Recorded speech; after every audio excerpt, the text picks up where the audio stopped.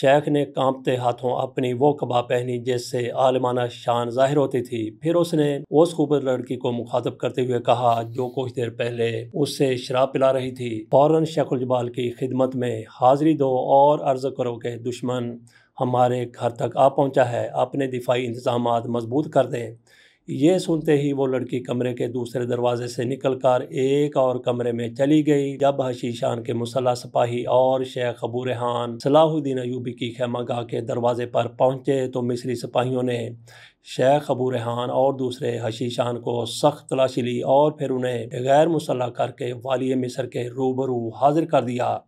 ہم لوگوں کو کس لیے اس زحمت میں مبتلا کیا گیا ہے؟ ابو ریحان شراب کے اثر اپنی جگہ کھڑا جھوم رہا تھا اور اس کے چہرے سے شدید ناگواری کی جھلک نمایاں تھی۔ بیٹھ جاؤ، ہم اہل ایمان عمر رسیدہ لوگوں کا احترام کرتے ہیں، میں یہاں بیٹھنے نہیں آیا، اپنا مقصد بیان کرو اور مجھے جلد سے جلد رخصت دے دو۔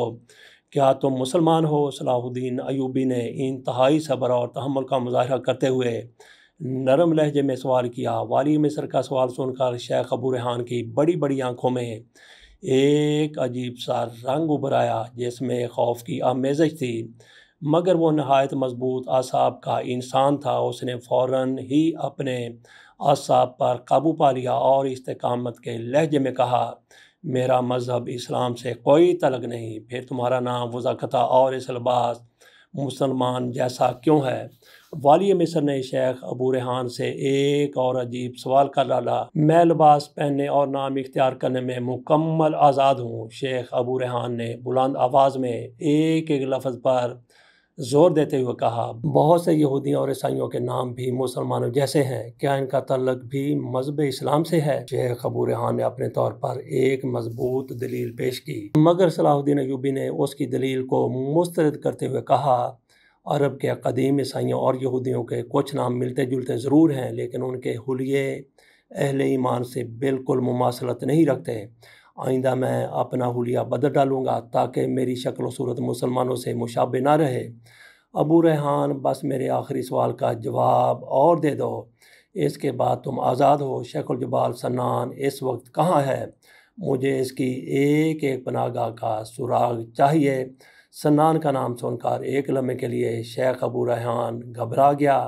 اس نے اپنے آپ کو سنبھالتے ہوئے سخت لہجے میں کہا، میں کسی شیخ الجبال کو نہیں جانتا۔ صلاح الدین ایوبی نے اس کے بعد شیخ ابو ریحان سے کوئی سوال نہیں کیا، اپنے سپاہیوں سے مخاطب ہو کر اس قدر بولا، تم ان لوگوں پر اتنا تشدد کرو کہ ان کی زبانیں سینوں میں چھپے ہوئے راز اگلنے پر مجبور ہو جائیں۔ وہ رات شیخ ابو ریحان اور دوسرے حشیشان پر بہت بھاری گزری۔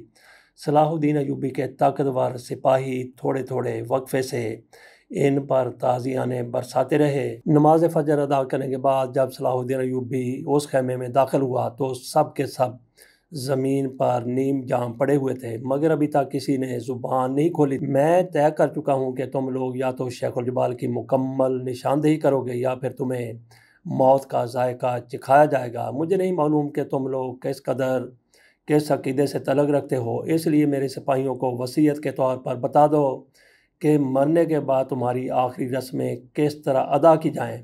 یہ کہہ کر صلاح الدین ایوبی جانے کے لیے مڑا ہی تھا کہ شیخ ابو ریحان زمین پر پڑے پڑے کراہا، خدا کے لیے مجھے تھوڑی سی شراب پلا دو تاکہ میں تمہیں کچھ بتانے کے قابل ہو سکوں۔ موت کے خوف نے شیخ ابو ریحان کو زبان کھولنے پر مجبور کر دیا تھا۔ ہم شراب نہیں پیتے، اس لیے تیری خواہش پوری نہیں کی جا سکتی، صلاح الدین ایوبی نے سخت لہجے میں کہا۔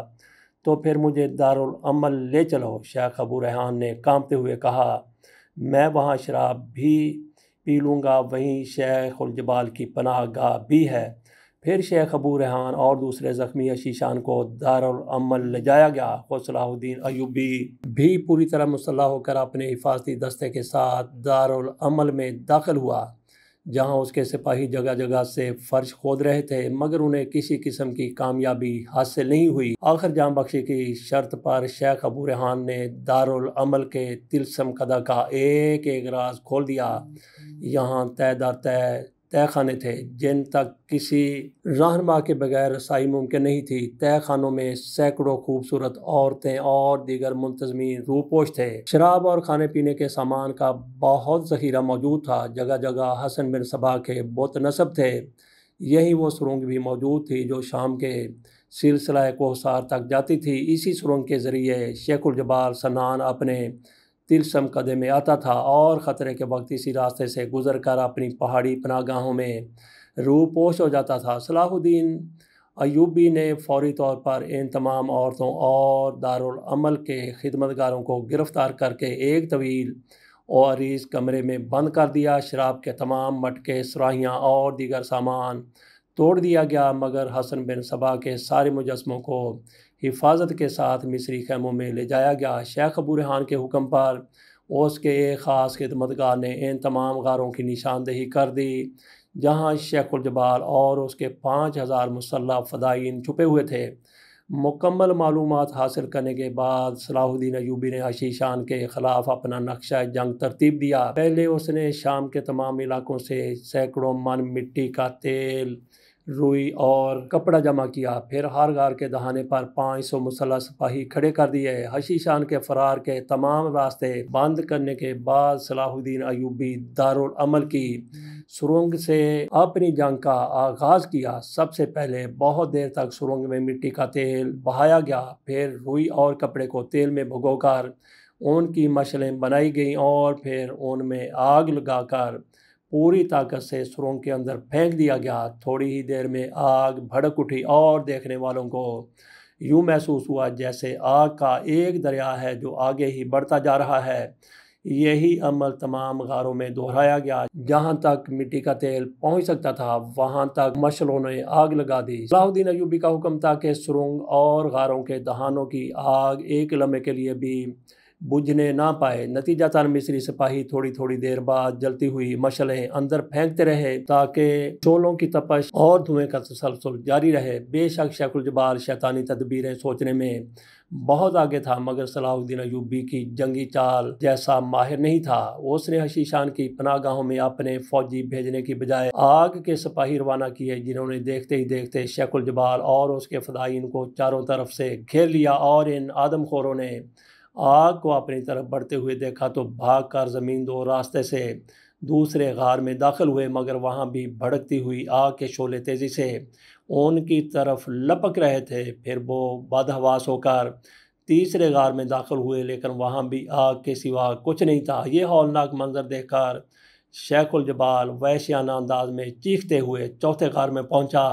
وہاں بھی آگ کے شعلے اس کے منتظر تھے۔ اب شیخ الجبال کی قوت برداشت مکمل طور پر جواب دے چکی تھی۔ اس نے انتہائی کربناک لہجے میں اپنے پیغمبر حسن بن صبا کو پکارا، تو نے اپنے ماننے والوں سے وعدہ کیا ہے کہ تو ہر مصیبت کے وقت ہماری مدد کو آئے گا، پھر تو آ کیوں نہیں جاتا؟ ہمیں اس آگ سے نجات دلا دے۔ پورے غار میں دھواں بھر گیا تھا جس کے اثر سے شیخ الجبال کا دم گھٹنے لگا۔ ہم نے تیرے پیچھے اپنا سب کچھ لٹا دیا، مگر افسوس اس عذاب کے وقت تو نے بھی ہمیں تنہا چھوڑ دیا، تجھ پر خدا کی لعنت ہو۔ یہ کہتے کہتے شیخ الجبال بے ہوش ہو کر زمین پر گر پڑا۔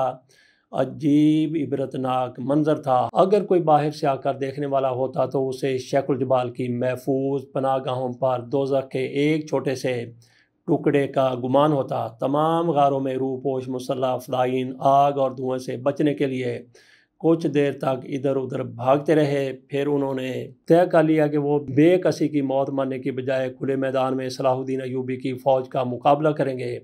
ہر حشیشہ اپنی جان بچانے کی فکر میں تھا۔ نتیجتاً غار کے دہانوں تک پہنچنے کے لیے آپس میں کشمکش شروع ہو گئی، اور پھر اس کشمکش کا انجام یہ ہوا کہ بیشتر حشیشان ان تنگ راستوں میں بری طرح پھنس کر رہ گئے۔ باہر نکلنے کی کوشش میں ایک دوسرے کو مارنے لگے۔ ان کی ایک بڑی تعداد دم گھٹنے سے مر گئی اور تھوڑے بہت آگ اور دھوئیں سے بچنے میں کامیاب ہو گئے۔ انہیں صلاح الدین ایوبی کے سپاہیوں کی شمشیریں کاٹ گئیں۔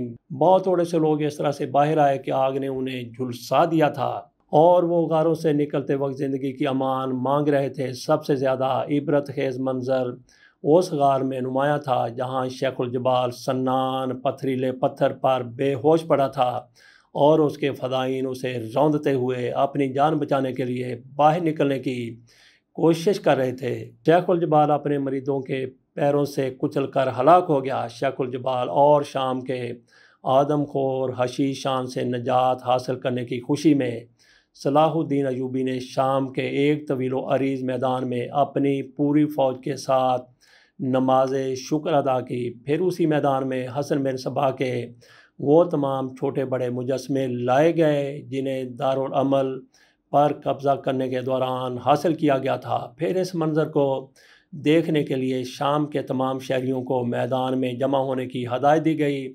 مقامی مسلمانوں کے جمع ہونے کے بعد صلاح الدین نے اپنے سپاہیوں کو حکم دیا کہ وہ ساحر الموت کے سارے مجسموں کو پاش کر دے۔ جب صلاح الدین ایوبی کا سپاہی حسن بن صبا کے بتوں کو توڑ رہا تھا تو پورا میدان اللہ اکبر کے نعروں سے گونج اٹھا تھا۔ یہ تھی داستان حشیشان کی۔